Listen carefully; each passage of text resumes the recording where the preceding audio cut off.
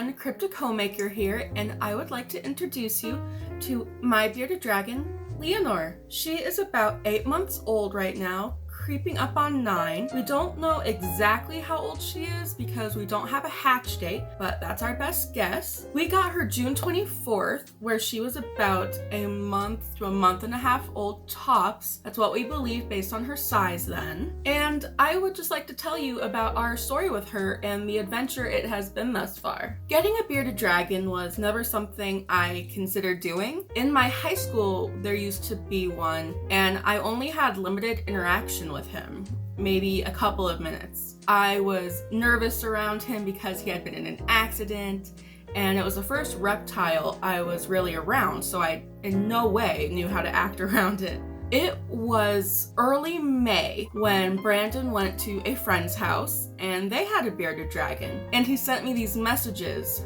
begging me to get one of these little creatures. He sent me pictures of his friends and was just like, this is the only thing I want for my birthday. The only thing I want for my birthday is a little dragon like this.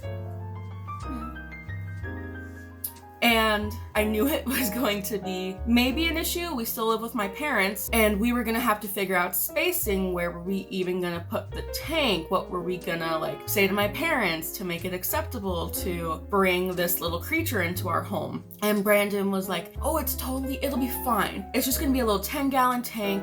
You feed it stuff from the store, like just freeze-dried fruits and freeze-dried crickets, and you're good. And that wasn't true, not at all. He was given some misinformation that we now know was not correct. And the reason we know it was not correct is because when I was younger, I had a guinea pig. It was a very hard time in my life, and I did not take the time to learn what a guinea pig needs for proper enrichment, the proper housing, and that guinea pig suffered because of it. Unintentionally, unknowingly, and it breaks my heart.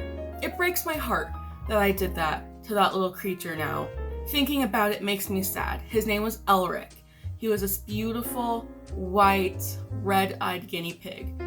And I wanted to make up for that experience with this little one. I knew we would not be bringing one into this house until we had all of the proper information about how to give it the best life possible. I was going to take that negative, horrible experience to make this one the best it can be, to give this creature the best life they could possibly have. I probably took 2 months to research and learn about bearded dragon. At that point, we had already decided to get one. We did. I fell in love with them through watching YouTube videos, and they seemed like fascinating little ones, fascinating creatures. And once we really decided to get one, I mainly threw myself head first into the researching process. I joined groups on Facebook. I looked all over the internet. I watched YouTube videos about bearded dragons. And the more I learned, the more I knew it was going to be more difficult, but completely worth it, and more expensive than we had planned. We bought Leanore from the same family who owned the bearded dragon Brandon first met and fell in love with. She cost about $80 at PetSmart. I do not recommend buying from them, but at PetSmart they go for $50 to $100, and from proper breeders online they go $100, $200, $300 plus, depending on the kind of morph you get. Leanore hairs are normal, so she wasn't like cream of the crop, I guess, when it comes to morphs. She's not one of the more desirable ones because she just has the basic coloring. So that was the first real expense, but before we even spent that, we needed to get our enclosure on lock. One of the things I wish I had known back then is that not all 40-gallon tanks are the same. We ended up getting a 40-gallon aquatic tank, which is a different dimension, just a little bit. It's not quite as long as other 40-gallon tanks. The real issue is that aquatic tanks do not heat up like reptile tanks. They are not meant to keep all of that heat inside, because most of the aquatic life you keep need colder temperatures. And I think that's something I wish I had known, because instead of spending money on getting a proper reptile tank, we were trying to save getting the aquatic one and ended up having to spend more on lighting in the long run. A 40-gallon tank is the minimum for a bearded dragon. It's what we started out with when Leanore was just a month and a half old, because we knew she would grow into it and knew we were either going to have to buy a 10-gallon for just a few months and then upgrade anyway. When she reaches a year old, that is actually when it is recommended to get a 120-gallon tank. We will not be doing that until we move to Kansas, so she'll be about a year and a half old at that point. We are choosing to do that because in our current space, we just don't have the room. And I really do not want to buy a 120-gallon tank, which is $200+ from rough estimates, and risk taking that via U-Haul 3 days across the country. I don't want to risk that. So that is going to be one of the first expenses we have when we move to Kansas. Because like I said, I want her to have the best life possible, and a bigger tank is what's going to provide her that in her adult years. Another thing we found out about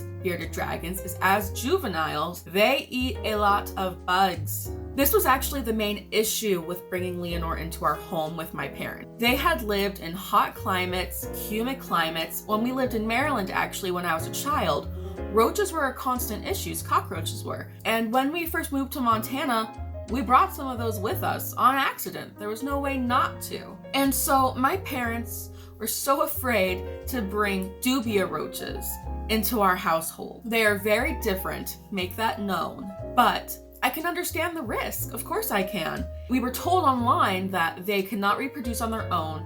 They cannot live in certain standards very long on their own. So we have not found any reproducing or anything like that. We also fed her in the very beginning BSFLs, which are black soldier fly larvae, but she didn't do very well with them. They would pass right through her. We also fed her superworms and waxworms. And what we know is that with juveniles, they need 80% protein, 20% fruits and vegetables. And that's really expensive. We have spent hundreds and hundreds and hundreds and hundreds of dollars feeding this little girl. And we're going to continue doing that because it's what she needs. But that's why people say first timers should get adults, because it's super expensive. And if you're not prepared to start spending that much money, but you really want one, get an adult, because their diet is 80% salad, 20% bugs. So it's going to save you in the long run. When we first brought Leanore home, we took her in just a little Tupperware with holes poked in it. We had no other source of transportating her. And that's what most people do when they actually ship. They just put them in a little deli cup. But we had an actual food Tupperware just around the house that we weren't using anymore that we took her in. I cried so much. We didn't expect to be getting one for another month, 2 months. And I'm not going to get into the full story at this moment anyway, but she was a surprise. We were not fully prepared to bring this little one into our home. We didn't have the bugs with us at the moment. We didn't have everything in her enclosure that we wanted. We ran to the pet store, got the few little things that we could. We made her hide out of cardboard, and that's totally fine. Do what you have to do. We just knew we wanted a little more out of our enclosure. But anyway, we brought her home, put her into her tank, and she was so nervous. You could tell she was so nervous. In the little video I'm going to show you, she's waving her arm in submission. And that's because she was in a new environment, and they hate that. They hate changes to their environment. And being transferred across town with these new people and then put in this space so unknown. I can. I have moved cross country. I do know what that's like. But for someone like her who can't really comprehend it, it must be so scary. I completely understand why she was waving at us, trying to say, "Don't eat me. Please don't kill me." She was showing some strange behavior when she was first brought into our home. You'll see a little clip right there. She was lunging at the glass and hiding from us a lot. And that's normal behavior. We now know it can be called glass surfing, which is when an animal can see the reflection or not feel comfortable in their space. So they'll just scratch at the glass, try and get out. Bringing her into our home completely changed how we live our lives. She is just such a dream. She's such a doll. And one way it changed our life was that we in the beginning did not have a timed setup for her lights. So I would get up 8:30 every morning, turn on her lights, get her food ready, and just make sure she was set for the day. And every night at 8:30, I would go and turn her lights off again. They live on a 12 to 12 schedule, 12 hours lights off, 12 hours lights on. And something so fascinating about them is the moment the lights go off, they're out. They're asleep basically. They'll almost always, in our experience, stay where they were when the lights go off and just sleep through the night until they turn back on again. I'm gonna show a few clips actually though of her funny sleeping positions when she was a little one. She doesn't do this quite as much, but when she was small, she could sleep in the strangest positions. It was so cute to see. Bringing Leanore into our home, it terrified me in the beginning because on at least the Facebook groups, they push so hard, proper husbandry. I would read some things that's like, if your lights aren't perfect, if the temperatures in that tank aren't perfect, they might as well be dead. And it scared the shit out of me. So if something in her tank wasn't perfect, I would freak out. I would be like, oh my gosh, I'm not giving this little one the proper life. What do I do? I'm scared. I'm scared for her, and I already loved her so much at this point. I remember reading once that their temperature at night couldn't be above 75, and it was at 80. Her tank would not cool down at the time, and I was terrified, because at night is when their bodies need to shut down. It is necessary for them. And so I remember I took her out of her tank and Brandon was there, and we turned all the fans on in our bedroom and we just laid with her all night. I was so worried. Brandon knew I was overreacting, but he went with it anyway. And of course, later on, I learned they can reach some low temps. 65 is the safe temperature for them. So I worried about nothing. But I feel like that's kind of a new thing with parents. And that's the thing. There are gonna be people who are like, if you don't have a kid, you're not a parent. She's my kid. I have spent hours upon hours upon hours concerned for her, thinking about her, wanting the absolute best for her. I have spent a lot of time cleaning up poop, giving her baths, making sure she's eating. I would feed her by hand all the time. We don't do it as much anymore, but it's still a thing. We get tongs, put her in her tub, and feed her one by one until she's done. This little one is one of the loves of my life. I call her my kid. I'm her mama. It's just how it is. I love her, and she's my little one, and I can't imagine that not being the case. And some people are gonna say, rightfully so, honestly, that lizards can't feel affection. They don't love like us. I'm just putting emotions onto her. Sure, but she at least trusts me. She cares for me. Now that she's older, and not long after bringing her into our home, she started to trust us, and she shows care. And that's all I need from her. If I go to put her in her tank, she'll start crawling up me. She'll come to me if she's out of her tank and just lay with me. She'll lay under Brandon's beard when she's tired and just go to bed because she trusts me to take care of her.